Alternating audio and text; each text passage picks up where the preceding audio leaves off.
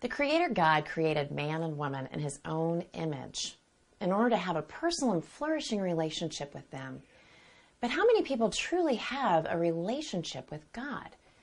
I might walk up to anyone on the street and ask, do you know God? And be met with a variety of different responses.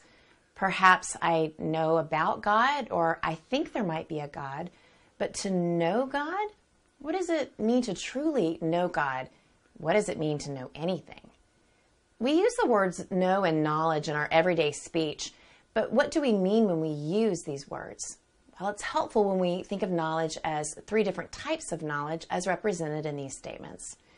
I know that Moscow is the capital of Russia. I know how to play guitar, and I know this mug that I'm holding in my hand. These are the three statements that represent three types of knowledge that we will be looking at.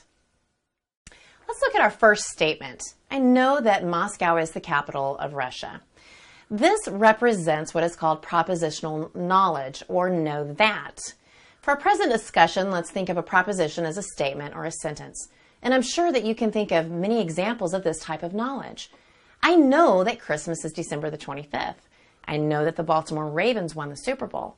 And I know that President John F. Kennedy was assassinated in Dallas, Texas in November 1963.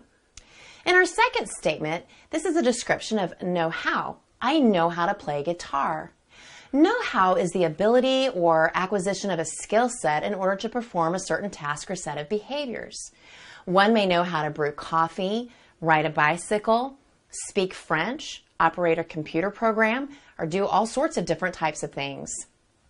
Conscious awareness of performing a skill isn't necessary, for a habit can be built out of doing something again and again, such as how to tie your shoes. Finally, we have what is called knowledge by acquaintance.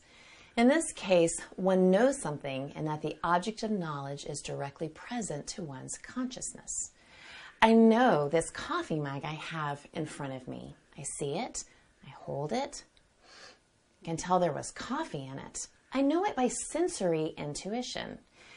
Now, by intuition, I don't mean a guess or an irrational hunch, but rather it's information I'm taking in by my five senses. It's directly present to my conscience.